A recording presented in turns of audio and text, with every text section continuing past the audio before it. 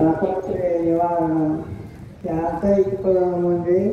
ಸಿದ್ಧಾರೂಢಮಹಂಬದೆ ಕ್ಷೇತ್ರಾಧಿಪತಿ ಆದಂಥ ಶ್ರೀ ಶಿವಯೋಗೇಶ್ವರ ಚರಣಾನಂದದಲ್ಲಿ ಮಹಾ ತಪಸ್ವಿಯಾಗಿರ್ತಕ್ಕಂಥ ಸಿದ್ಧಾಂತವರ ಚರಣಾನಂದದಲ್ಲಿ ಅನೇಕ ಪ್ರಣಾಮಗಳನ್ನು ಸಲ್ಲಿಸಿ ಸದ್ಯ ವರ್ತಮಾನ ಕಾಲದ ಮಠಾಧಿಪತಿಗಳಾದಂಥವರು ಶ್ರೋತ್ರಿಯರು ಬ್ರಹ್ಮನಿಷ್ಠರು ಡಾಕ್ಟರ್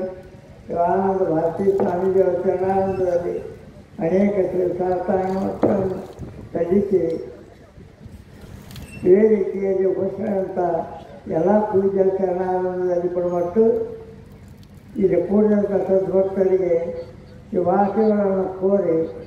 ಇವತ್ತಿನ ಈ ಪವಿತ್ರವಾದಂಥ ಕಾರ್ಯಕ್ರಮದಲ್ಲಿ ಪ್ರವೇಶ ಅನ್ನುವಂಥದ್ದು ಮಾನವ ಜನ್ಮ ದೊಡ್ಡದು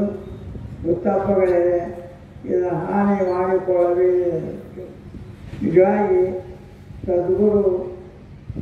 ಯಾವ ಅಂತ ಸದ್ಗುರುವಿಗೆ ಶರಣಾಗತಿಯಾಗಿ ಆಪ್ತ ಅಂಗಸ್ಥಾನ ಸದ್ಭಾವ 4 ಪ್ರಕಾರವಾಗಿರ್ತಕ್ಕಂಥ ಸೇವಾದಿಗಳನ್ನು ಮಾಡಿ ಆ ಗುರುವಿನ ಆಶೀರ್ವಾದ ನಾವು ಪಡೆದಿದ್ರೆ ನಮ್ಗೆ ನಿಜವಾದಂಥ ಮುಕ್ತಿ ಆಗತ್ತೆ. ಅದಕ್ಕೆ ಗುರು ಕರುಣಿಸಲು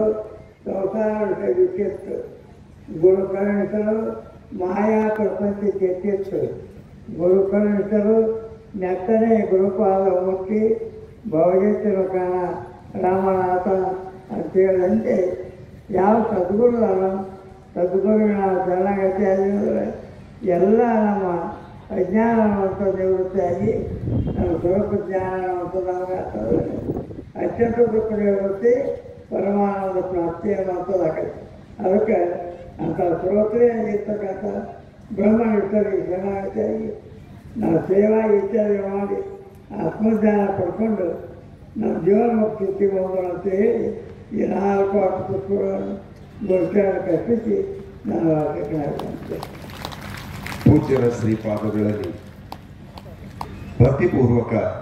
ನಮಸ್ಕಾರಗಳನ್ನು ಸಮರ್ಪಣೆ ಮಾಡಿ ಇನ್ನು ಮುಂದೆ